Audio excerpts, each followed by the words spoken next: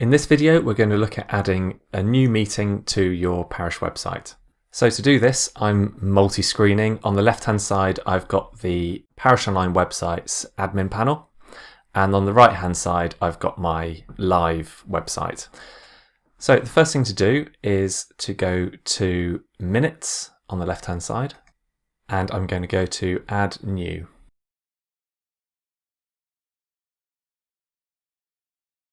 So I'm going to type in the meeting name. I'm going to use the same format that I have for previous council meetings.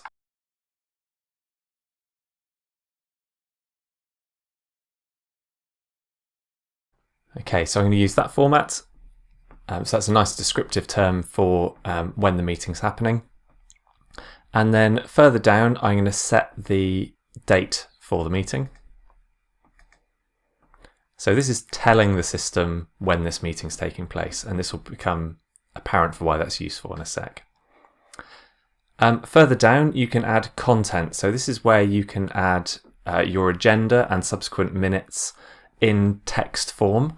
This is a good idea if you want to make your website as accessible as possible. So traditionally, where you'd upload PDFs, they aren't always in accessible formats. So doing it in this way really helps. So I'm just going to put down 2 headers there. Let me just select one and set that as heading 2. Don't set it as heading 1, set it as heading 2. And then the same for the minutes. And I'm just going to put some jargon in here for the time being.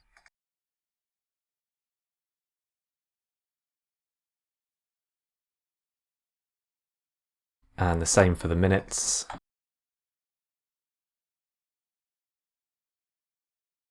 Okay.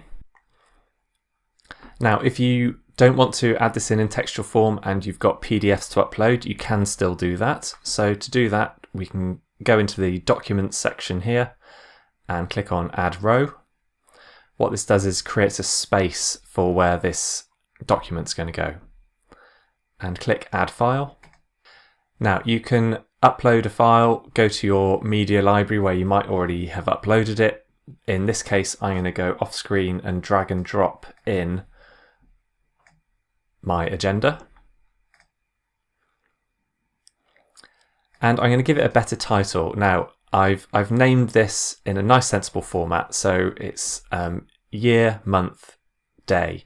That really helps when you come back to track your agendas and minutes. They're in a nice format. And certainly if someone wants to download them, they're in a consistent format as well. So whatever you decide to choose for your naming of agendas and minutes, do try and keep them consistent. So the behind the scenes file name is going to be that, but I want people to just see it as the title agenda. Okay, and click select, and you can see that's loaded that one up. And then the final section is putting what committee that goes into. So we've got full council and then we've got other committees and groups here. So committee is just the term we use for what meeting group it is. Then I'm going to go back up to the top and I can click publish. Right, now if I move over to my live site, I'm going to go to meetings and minutes and then full council.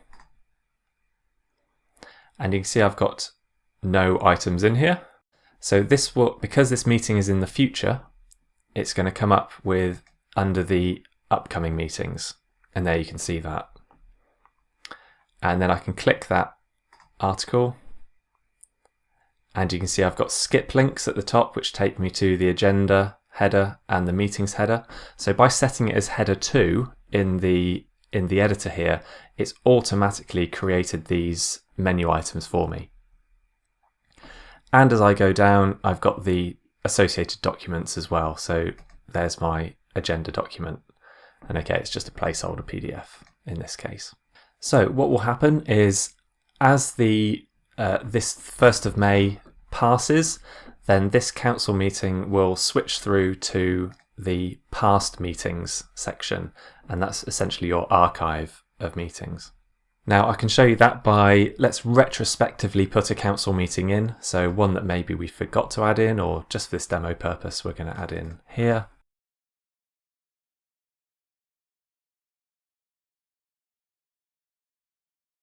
So this one's in the past.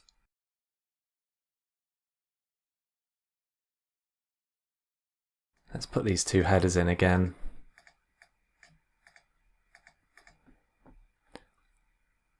I'll leave the documents out because this is just an example, and click Publish. And if I refresh this page, you can see that council meeting's popped up. So this one was set in the past, and the other one was set in the future, so they're going into two different sections. Now this is really useful for visitors to your site. So on the home page, I can go down to this link here, and we've got an upcoming council meetings link, and that will take them straight through to any upcoming council meetings that have been scheduled. So it's not just one, we can go and add another one in here.